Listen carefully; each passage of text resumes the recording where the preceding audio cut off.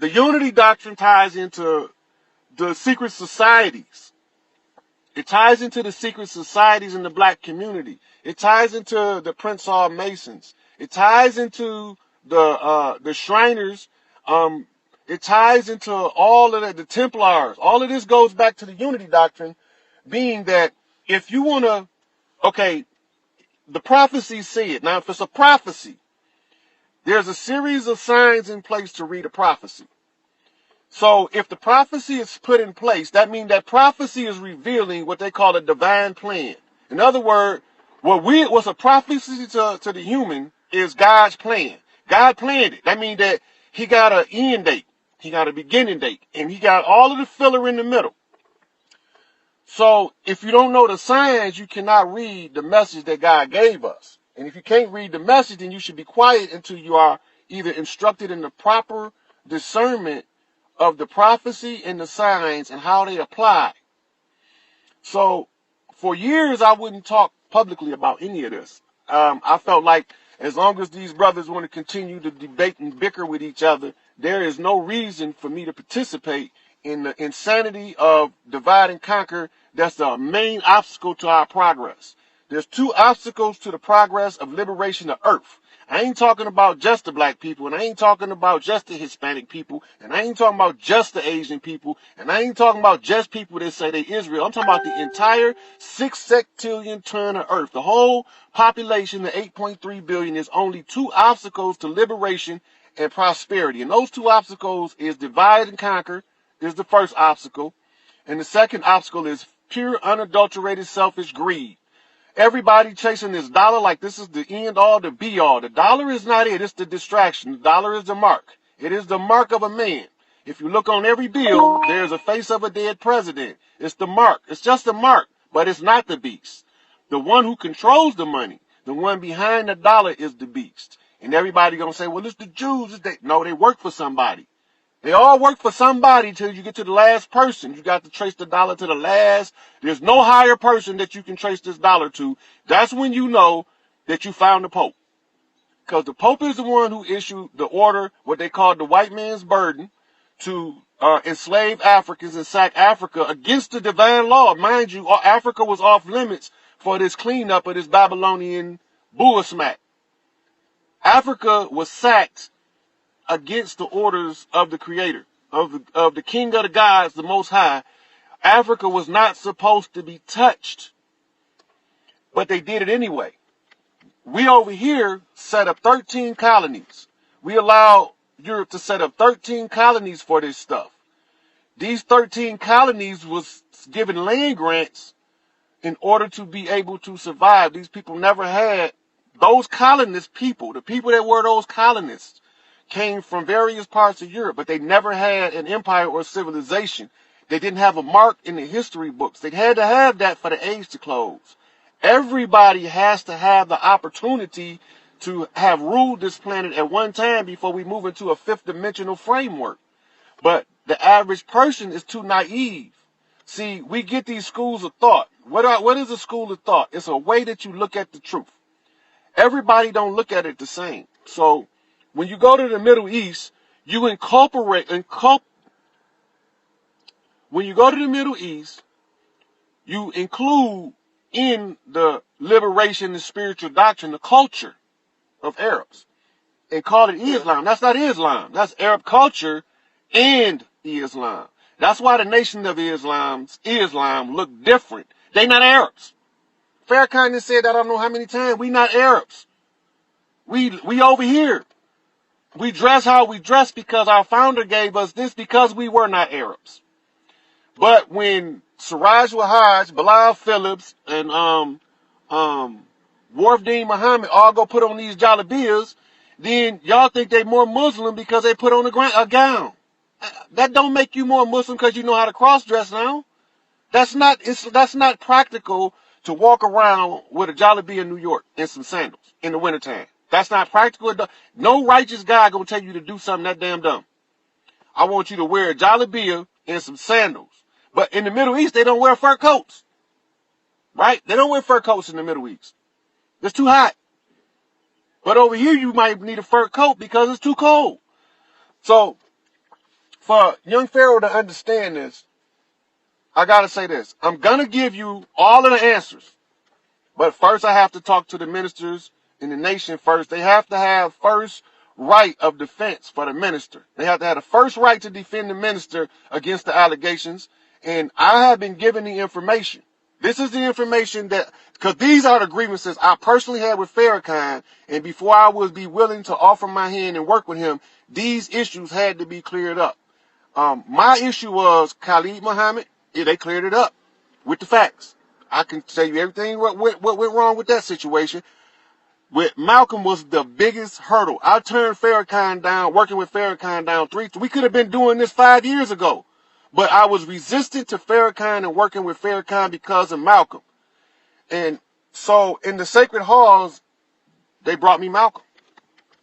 And Malcolm thought it was a joke to accuse Farrakhan in his low level of ranking with having an instrumental role in his assassination when he had no juice. And that's the most I can say about that at this point.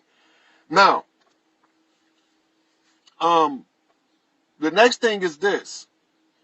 Young Pharaoh, you have a powerful voice for the youth and a powerful voice for our people.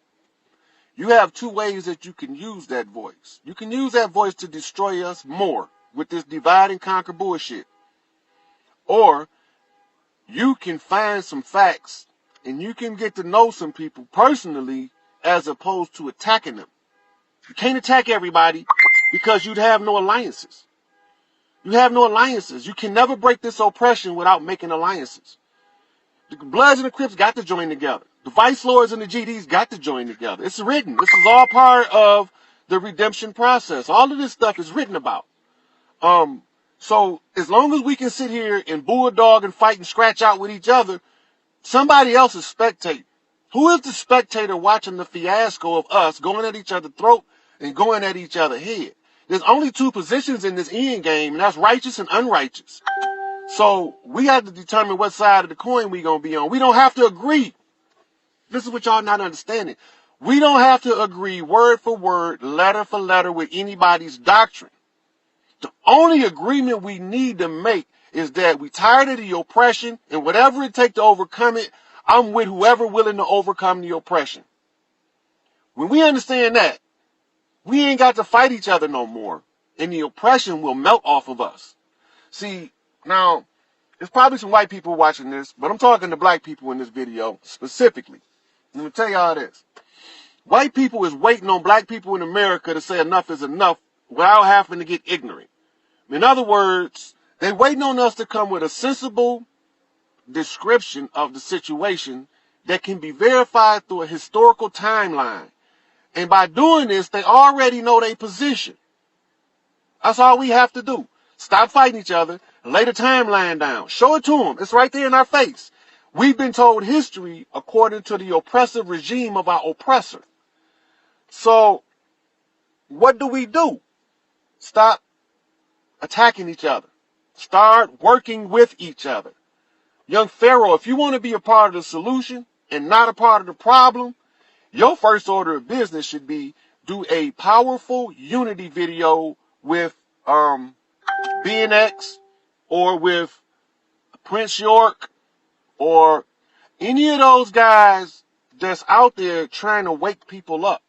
Y'all have to come together. Y'all are the most powerful voices that's being most misused in our community right now. Y'all are the voice of the African American web, the black web, the Moorish web. Y'all our voice. And as long as y'all fighting each other and chopping each other's leadership down, all y'all doing is adding to the problem. Stop adding to the problem and add to the solution. Let's talk about Dr. Sebi, Nipsey, and Farrakhan dynamic. Young Pharaoh said that he was clout chasing Nipsey because he didn't support Dr. Sebi when Dr. Sebi came to him for some money. Now, there's a reason for that young Pharaoh has no clue. Farrakhan was barred by God, not by man. As was all of us that look like this, that's Grail Kings. We were barred from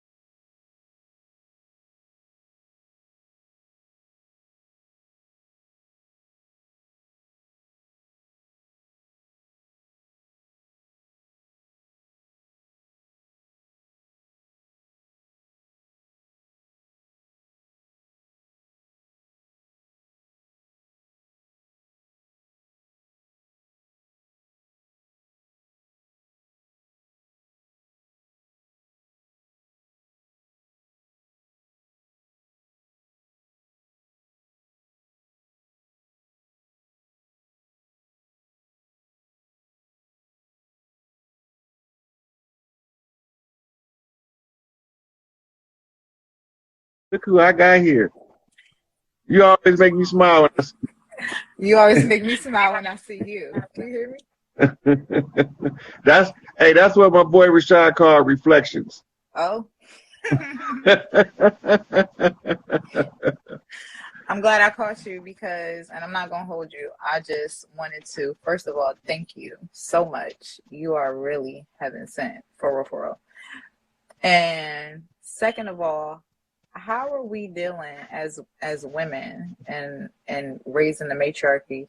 How are we supposed to deal with these people that even look like us but aren't us, and moving them That's the out? being. Right. Y'all only have to weed out the women. Y'all gonna know them. All of them riding crotch bitches, no good. Y'all know them. They can't get along with no woman, no way. They can't. So y'all deal with the women. They can't get along with women.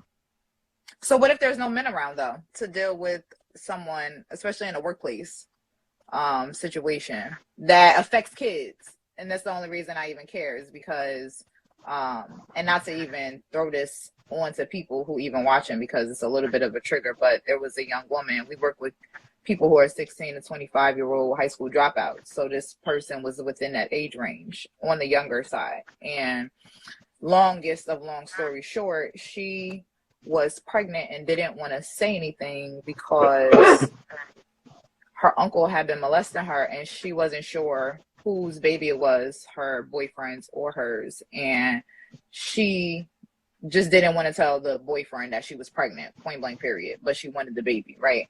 So around the person who's coordinating this, the person who's in charge is just like, oh, well, we can't really do anything. And I'm just like, what you mean we can't do anything? And they're like, well, she don't want to press charges. I'm like, oh, okay, that's fine. She don't want to press charges. But y'all all know. So y'all like this just like What city you in? You know I'm in Jersey, in Newark. It's somebody there. I'll talk to you offline. Okay. It's somebody there that they're gonna send some sisters to talk to her to get her sister protection, and then they're gonna deal with the rest of the matter how they deal with it. Okay. But the first thing they want to do is secure her. They want to get her out of this situation where you got some grown ass man molesting her. It's somebody in Newark. There's some goons in Newark. And if they find out, they're gonna, it won't be pretty for them. All right. There's some goons they on the side of Shakur watch when this shit flip. And she's merciless to molesters, so. For sure. Yeah. If she get an order, half of Newark gonna be at that motherfucker door. I just got to tell you what's the 100. If she get a word, Asada Shakur get a word, half of Newark, half of motherfucking Orange, New Jersey, motherfucking from New York, Maryland, they gonna be there. Boston, Philly, they coming. Just to deal with one child, they will come from everywhere when she get an order. We trying to get the big fish out the pond first. Then we gonna deal with the little fish at home. Because that secret squirrel shit is what got these kids fucked up right now. In the first place, exactly. See, it had got to a point where it was so few good men that hadn't been murdered yet or lynched that the women cherished them so much that it allowed the children to be abused because the few good men they had, they didn't want him to correct the bad man because the slave catcher gonna come. Right? And when the slave catcher come, they're going to put him on the auction block and sell him into slavery. Slavery today is called prison. They don't want the good man correcting the bad man because the good man going to be the one doing time. So the women start keeping this shit a secret to try to protect the good man. Fuck that shit. That's what we here for. I go do my goddamn time. I go sit back with my feet up and read a couple more 1,000 books. Niggas ain't like that. That's why. That's why I ain't no nigga. No, I'm just saying, you know. I know that. Said that's why I ain't no nigga. No, that shit Hey, pisses look. me off though, for real, for real. But yeah. Yeah. So the situation has to be handled in a particular way. So I have to tell you certain stuff offline. Not because I'm keeping it a secret. It's because the people who you have to contact, they can't be exposed right now, and they really deaf on them on women beaters and child molesters. They get treated like they would in old school penitentiary, especially when it's known to be true, because they've been using a lot of false allegations also to remove the good men and let the bad man stay. So people start accusing the good man of doing what the bad man doing, and then the good man doing time for nothing. He didn't do nothing. He's sitting up in jail rotten, while the rotten motherfuckers is sitting out here flourishing and making more rotten fruit. Because mama said one bad fruit spoiled a whole bunch.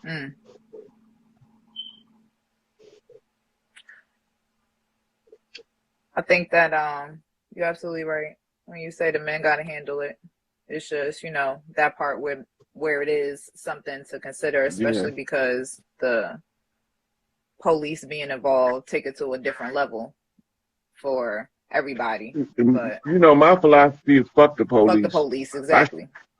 I deal with that nigga myself before I call the police on him. I'm not calling the police on the motherfucker. That's why I be like, fuck all that old, because I was finna get into the shenanigans on some arguing across the internet. I thought about that shit. All them niggas gonna do is call the police. All I think it's gonna do is call the police. That's what they inadvertently trying to dry snitching, or as it is trying to call the police, but they trying to get a police evidence the police already got, and they just let them like, nigga, we already know that shit. Next, we just not figured that out. But this, so I was thinking about it. I was like, shit, because you know I'm the type of motherfucker. I pull up at a motherfucking spot. I don't got no problem with it. I don't give a fuck if I had to walk from here, from Detroit, Michigan to Phoenix, Arizona to pull up on a motherfucker. And it might take me a year to walk that distance. But I tell you what, when I get there, I'm going to pull the fuck up. And I'm not coming to argue. I could have did that shit over the internet. On the phone, right. Right. So why would I do all that tongue wrestling if we ain't going to fight? And if we going to fight, why am I going to do all that tongue wrestling? I might as well just go and fight. Right? Because all that tongue wrestling going to lead to a fight. Yeah. Right. At the end of the day. And then if the tongue wrestling going to lead to a fight, then I might as well not tongue wrestling. Just cut out the middleman. Cut out the middleman. So I got one more question. So for men or women who have love interests, relationships, I know we're not technically focusing on thinking with our P's, but we're talking past that. We're talking about growth and development in all types of relationships, even with people you have, you know, children with and stuff like that, and trying to just elevate, even if it's just, you know, a co-parenting type of thing. That, and women going through that as we raise the matriarchy. What is that looking like? Okay. You kind of like paused for a minute and I kind of lost track of the question. Summed it up, because men and women who are not together, but like still have to coexist with each other, not thinking with their P's.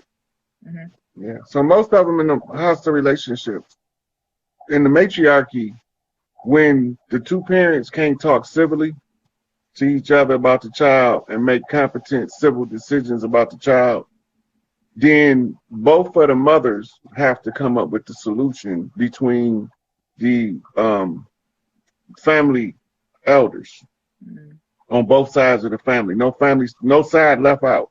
But the individuals that can't get their act together, they ain't got no say. They too busy doing, 3D shit. Thinking with their D's and their P's. Right? So as long as they doing that, but if, let's say one of them is trying to do the right thing and they fighting the other one, and the other one is just trying to be in control, when you present the matter to the elders on both sides, they come up with a solution that's in the interest of the child. They don't give a fuck about their parent. Because sometimes the solution requires the grandparents to take the child from both parents. And both grandparents is going to agree because it's in the best interest of the child. And that's how come Big Mama house always got so many kids. And so many aunties always work there. It was some women who, it was a young girl at my mom's job who gave her baby away to diapers, to Child Protective Services, but nobody knew. The dad didn't know and the grandmother didn't know, and it was because she didn't want to. It should just be crazy. And the shit that people deal with, like on a, just even hearing these stories, I don't, like I said, I don't be mean to put this on people, but what you just said is like true. But so in the case where the because it's gonna be, it's a lot of cases right now, like you said, where the men don't even know he got a child. Mm-hmm. Right? So in cases like that, her family still got to hold her accountable. Mm. Right? And take her ass on Maury, take all 725 of them niggas you fucked up till you find that baby daddy. Mm. And sometimes you gonna find the baby daddy out of that 725 niggas she was fucking because he's somebody closely related to her that she don't want to tell on. Or she, you know, she already suspected, she might not know it, like the situation you mentioned earlier, she don't know if it's her boyfriends or uncles. Mm-hmm. That shouldn't even be a motherfucking question in her mind. Mm-hmm. Mm-hmm. Because that question exists, that means something is out of order. Mm-hmm. Right? So she'd probably take 50 innocent motherfuckers on Maury before she took her uncle. Mm-hmm. And everybody come back, he is not the father. He is not the, like, goddamn. And then we in our ignorance, not knowing what's going on, Mm-hmm. don't know why she can't figure out who her baby daddy is. Shit, it might be her goddamn daddy's baby.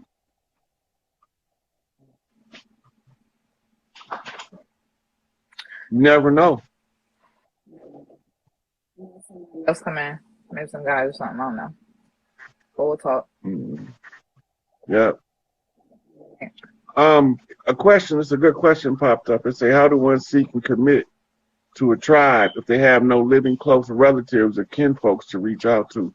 So those are called orphans on the land. And they pick, the tribe that picked them is the tribe they gonna pick. You will know them because those are the people you with every day. Spending your time with, giving your love energy to. Right?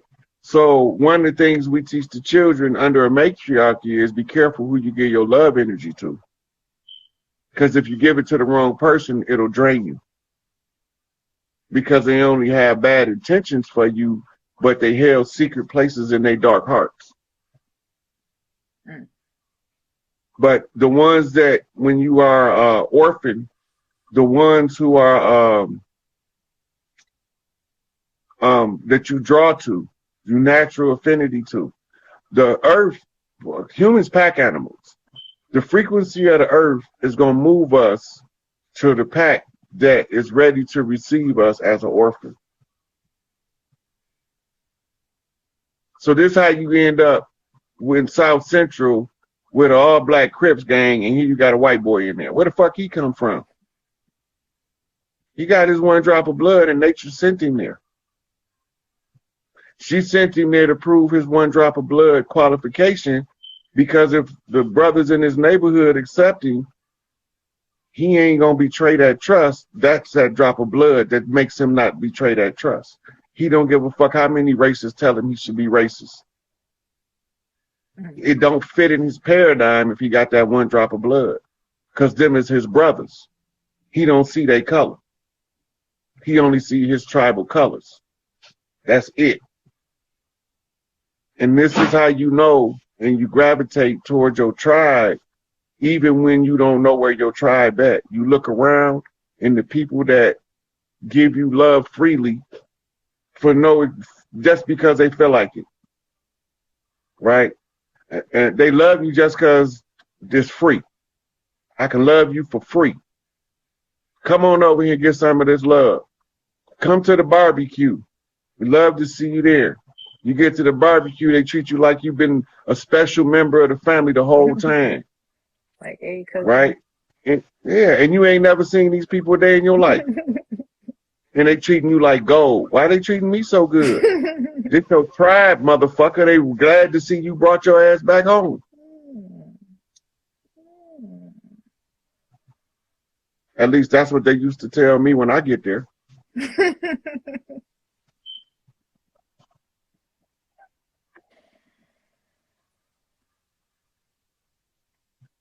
I know you folks, but you rock with the Stones, man. Come on, folks. You can rock with the Stones today.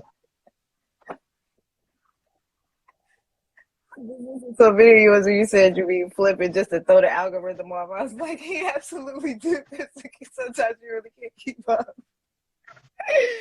Oh, but when you do, hey, this shit's crazy. This shit's crazy. Look, the AI can't keep up. But them gangbangers and them thug niggas be matching every motherfucking flip. The same shit I be doing with the words is what they be doing with their hands. The same shit. I'm just using words. They just throwing up they set. I'm going in, I'm using the pattern, the speech pattern that's signatured after the subconscious mind organizing of information so that I can connect as many dots as possible in your subconscious mind in order to polish the mirror that's called the black dot. Once that mirror is polished, you see clearly you don't need me no more. And I'm just trying to make it as many motherfuckers not need me as possible. Fine. I hear you. I hear you.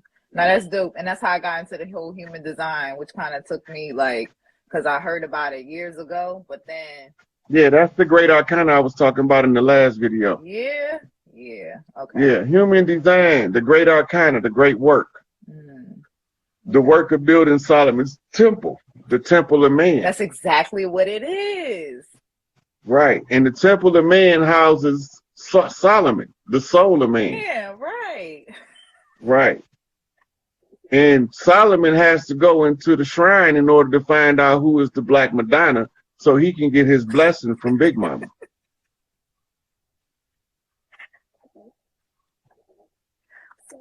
So then the Black Madonna is the next heir to be Grand Matriarch.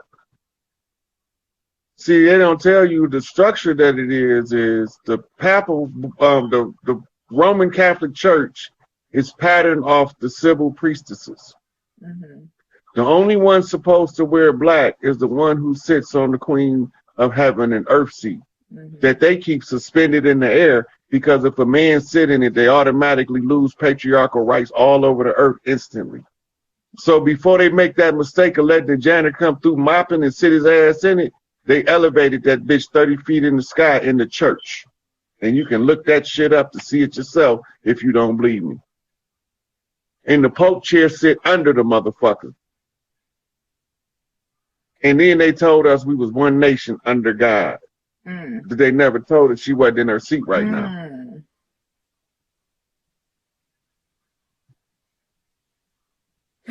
That's the great work. And that shit works great when it's in its proper motherfucking order. Put the power where the power goes, shit run the way it's supposed to run. That's the simplest explanation of matriarchy. It is Put the power where it's supposed to go, and it'll run the way it's supposed to run according to the laws of nature. We elephants in human form. Look at the elephant. Watch how they do.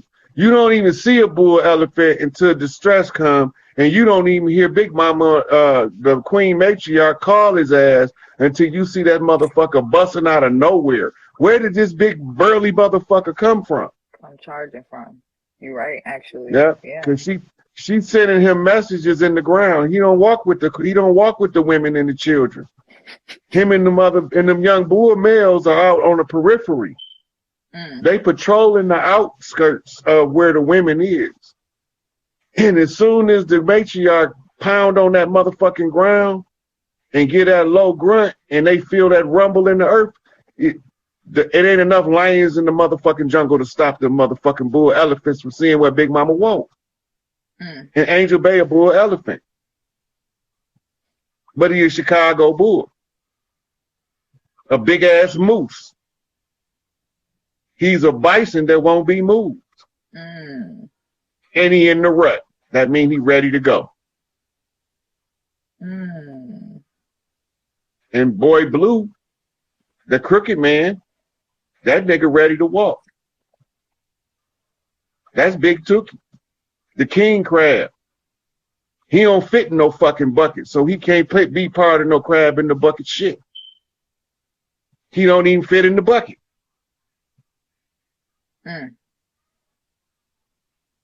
So the king crab is the crab that can walk over the bucket and get all the crabs out if you give him a chance. They thought he was dead because they packed him on ice. But now man on ice is a soul on fire. They done fucked up. That's going to be the shocker because they told us he was dead. Lying motherfuckers. They told us he was dead. Oh my God. They really did. They televised it. Oh my God. Oh my God. Made articles about it and all kind of shit. All kind of shit. Oh my God. But I already knew since the 60s they wasn't going to be able to kill him because Eldridge Cleaver told me. When he wrote that hard-ass book called Soul on Ice. And then he wrote that bullshit called Soul on Fire. Then he flipped that shit. And then it came through a Wes Craven shocker off of a motherfucking Eazy-E Ice Cube beef. Right? So there was a Lethal Injection straight out of Compton off of a West Side Connection, making niggas bow down when they come to our town. When they westward bound, fool. I ain't a hater like you. Bow down to a player that's greater than you. At this game we playing called the knockaround game, where we be knocking motherfuckers around, but only the gorillas stand up because the rest of them niggas getting knocked down. They done fucked around and let the gorillas come through the gate. And that's how the GDs got in the dough, off Gorilla Gride. That's GD Ride. They didn't even see it coming because they was watching the flash when I motherfucking telepathically connected with their ass. So now you got motherfucking G's in all the streets that's starting to see who we really be. And what did DMX say? They don't even know who we be. They don't know who we be. But we know who we be. We know who we be. Right? Oh my God. We know who we be. Real recognize real, and a lot of ours are starting to look real familiar now.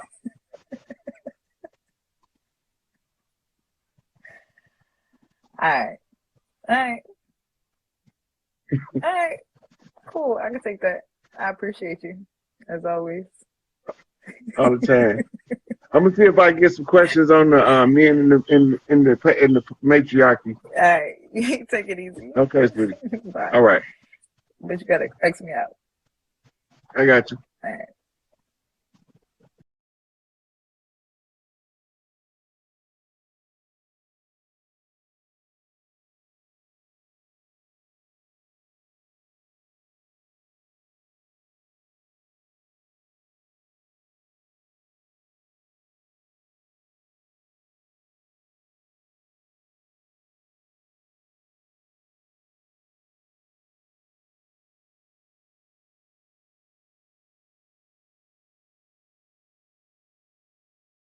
Translate blood shield as Rothschild. Nobody never do no real research on the Rothschilds. They find that not a single Rothschild had a personal bank account with any money in it. Everything they did was through the foundation. Right? Why did they do everything through the foundation? Because the foundation is predicated upon stolen items from here. In the Ancient Code of Thieves is updated. It's called the Uniform Commercial Code. They can live off of it until the people who owns it reclaims it. Then they have to return it back to them with just compensation. That's why we're not eligible for reparations, because they just sitting on our shit, our wealth. The Americas was the wealthiest land in the world because the way that the people treated each other. Money wasn't the driving force. The love for your family was the driving force of everything we did. And that's the part that they couldn't understand when they got over here, because they believe in family feuds. Yeah, I mean, I read a book, and I don't know whether it was it so-called somebody we know that's allegedly supposed to be famous, quoted that when they got here, the people of the land, they were peaceable people. They were this, everything they wrote, what they encountered, if they were telling the truth, spoke to definitely not anybody who was savage or coming out of caves or anything. It was well established societies and laws and whatever that governed them. But yeah, they burned down our cities and flooded them out, blew them up with dynamite. We had massive structures over here. Chicago always been a metropolis for thousands of years, the same as New Orleans, the same as Detroit, the same as New York. Right? Those always been metropolises. This is what the World Fairs was filming. Was that a cover up though? They were actually these were they had to keep a record. Look, they had to keep a record of it before they tore it down. Right, but they made pretend they had established these buildings as temporary World's Fairs, whatever. But you couldn't even hardly take them down because they had been up so long. Am I correct? Right. That's when they came in with the dynamite and the demolition. So that's why you got the Great Fire of Los Angeles, the Great Fire of Chicago, the Great Fire of Miami. Florida used to be full of trees like the California redwood forest, and the people lived in the treetops and on the bottom of the trees. Those became known as, they started calling them Seminoles when they realized that they were a mixture of every tribe across the land.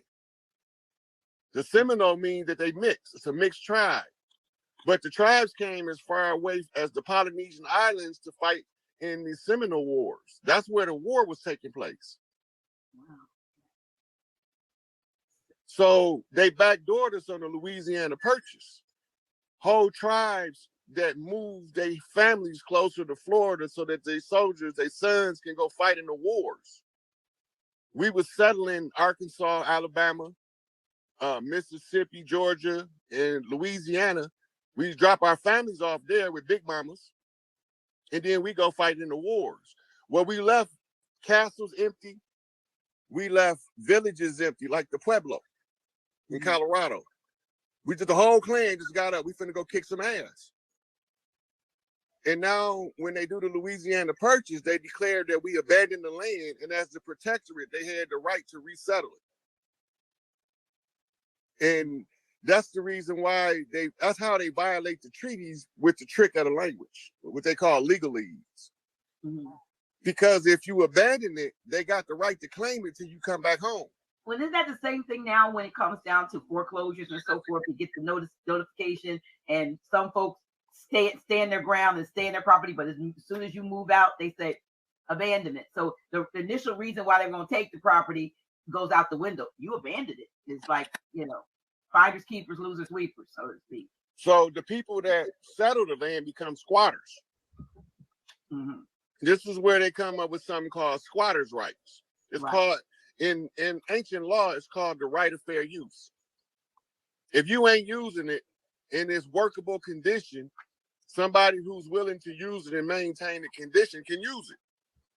Well, why doesn't that rule apply now with all these vacant buildings and so forth that are around because people have abandoned them, for so-called economic reasons? Why is it that when if someone was to take over and say, look, I'm going to do something else with this, it now is a crime? Because they got to first tie you to the paper chain. In other words, an adhesion contract. The property not changing hands under the corporate jurisdiction of the United States unless somebody's putting something on paper. They got to know who got your land and who hands has been through before you take it back, so they can know what they owe you. And how does one do that? They gonna tell you. This whole system is over. The United States corporation has been dethroned, so to speak. We under the Indigenous Rights Act now. We in the middle of continuity of government transfer. That's why the borders has been closed for almost 2 years. From what I hear, the borders are being flooded by, so-called. Oh, I'm talking about the ports. All those ships that's still sitting on the ocean, they blamed on COVID. You can't have a government transfer and have your ports open. That's ancient knowledge. Anytime you transfer in government, you have to close the port so you don't allow yourself to the opportunity to be invaded by a foreign force while the government is in transition. But the foreign force is right here on the land, but outside the land too. Right, but they in the process of being exiled from the land. Well, they're not going down without a fight, because it seems like before they go out, they're trying to throw every, bit of mandate laws or whatever those things that that mandate. The mandate is just a suggestion. That's not a law. Okay. It's just a suggestion. Okay. But we don't know that, and so if you just like, I guess, the illegality of income tax, it's a voluntary thing, but if you acquiesce and fill out their forms, then they have the right to apply. Because you agreed to the contract. Then the contract becomes enforceable. The Internal Revenue Service is an independent tax collection agency. They debt collectors. That's all they are. You audit yourself when you do the paperwork for them. So they allowing you to audit yourself. And tell them if you owe them anything. I was told that they were getting ready to institute some new procedure, like in 2024. I think it's like 2024, or is it 2023? That they're going to already send you the tax paperwork filled out based on the information they've gotten in, and they're going to send you your tax, your whatever your 1040 or whatever you do, 1040, and then they're going to say this is what you owe or this is what you get back, because they're going to do it based on what they've gotten in. So which means they're probably going to disallow all of the deductions and all these things, so that they're just going to send it to you. I'm hoping that that's a fraudulent thing that was told to me. Everything they're doing is fraudulent. They are illegally occupying the territory under false pretenses. That make every contract that they ever sign void, because it's a constructed fraud. That's why they don't never honor none of their treaties. If you ask this Grand Sheik, if you say, Taj, why they don't honor none of their treaties, he'd probably be like, I don't know. They just evil like that. No, they don't honor the treaties because they never made them with the people from the land in the first place. That's the part, because who knew, that they were making deals with folks that look like us that were not us. No, the people that look like us brought $5 Indians over here, and they made it for them. And they're the ones they made the contracts with. So that's why that group was recently able to get that land in was it Colorado? Where was it? All that smoke and mirrors. Oh, so it really isn't what. Look, those $5 Indians, when they got over here, they came as the indentured servants.